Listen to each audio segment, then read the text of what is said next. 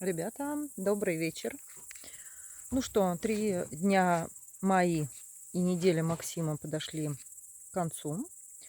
Мы возвращаемся в Москву завтра. Ну, смотрите, сейчас покажу, что теперь у нас есть. Смотрите, у нас есть колодец уже с домиком. Теперь у нас будет вода.